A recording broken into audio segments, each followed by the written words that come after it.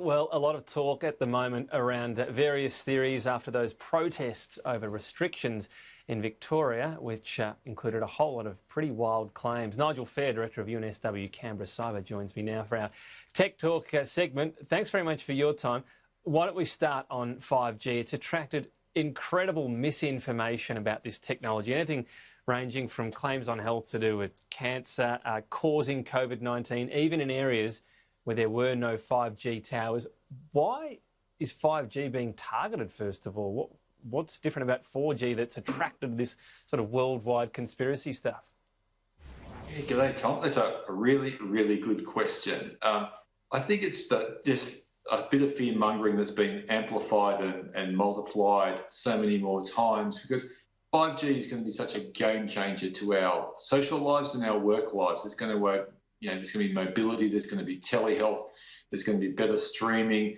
That's where we're going to start seeing driverless cars. And the way 5G works is you have a lot more sites, cell sites, but they're actually lower powered ones, and they're just a lot everywhere. And that's been some of the results of the parliamentary inquiries received, is that people are saying because there's so many cell sites, they actually can't get away from them, which, sounds as crazy as this.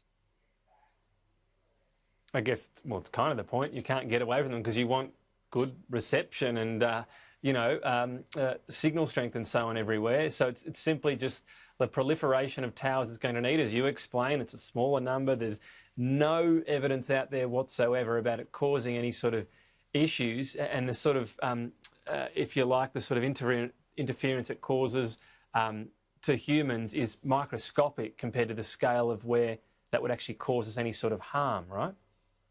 Yeah, and as time goes on, and we're seeing 5G rolled out in more and more places. In fact, I believe Canberra is at about 50% saturation rate now for 5G. As it gets rolled out more and we start getting devices, frequency will change to be a higher frequency, but that doesn't mean a more powerful frequency. And, really, I don't know of any normal person that wants less mobile phone coverage than what they have now. But you've seen them out there in those protests outside Parliament down in Victoria only last week. There was plenty of people holding up signs saying how bad 5G is. I think it's crazy, but we want to move to a higher adoption of technology, and the last thing we need is the naysayers out there. Very strange, isn't it? Interesting move within our Pacific neighbours, Digicel, that China Mobile is looking at Digicel, possibly to buy it out. This is the dominant player in the Pacific. What would be the concern here for security experts? Well, lots and lots of concern. So Digicel, which originally came out of the Caribbean, have taken the floor out of pricing all through the Pacific. Traditionally, each Pacific island just had the state-owned telecom, and it was really expensive. Digicel came along and gave much better service at much lower prices. PNG is a really interesting one, and telecommunications all through the Pacific are really important, particularly when you look at things like financial inclusion for banking service, getting the unbanked and the underbanked in there. So that's really important for them. But you might recall, say, about 2 years ago, the then Turnbull government paid $136 million to put the undersea wireless cable through the Coral Sea to stop China, and Huawei in particular paying for that. Unfortunately, there's been no benefit from that investment because the state-owned operator hasn't reduced the prices in accordance with the cheaper and the much better signal coming through it. So when we look at it, we're really got to be careful who the players are all through the Pacific and who owns the telco infrastructure and what data they can see and what information they can hold.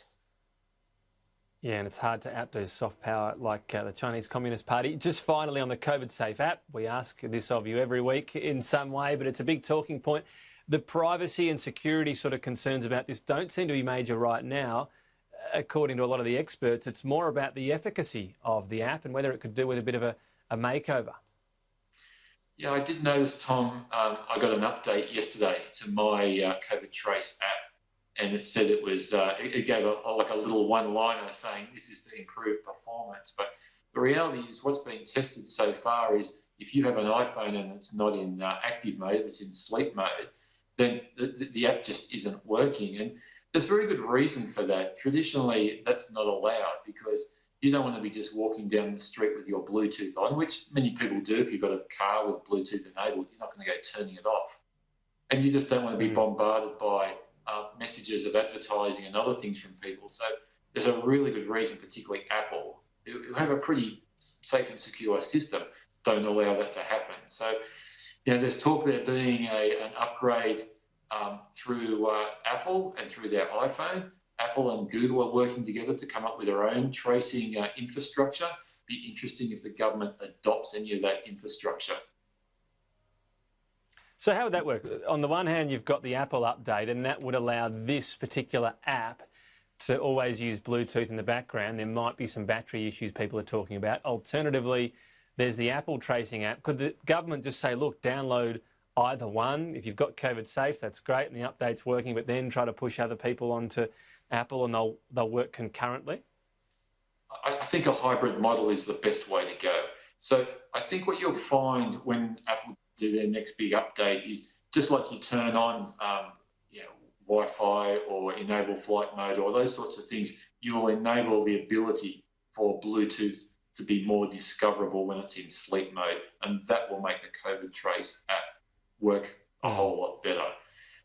The next thing that's still going around is the legislation went through Parliament this week, and we've heard from various government people that you're only going to get your data collected if it's more than 15 minutes next to another device and within that 1.5 metre range. There's nothing in the legislation about those two metrics.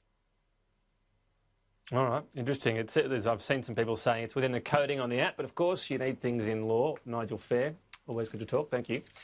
Thanks, Tom.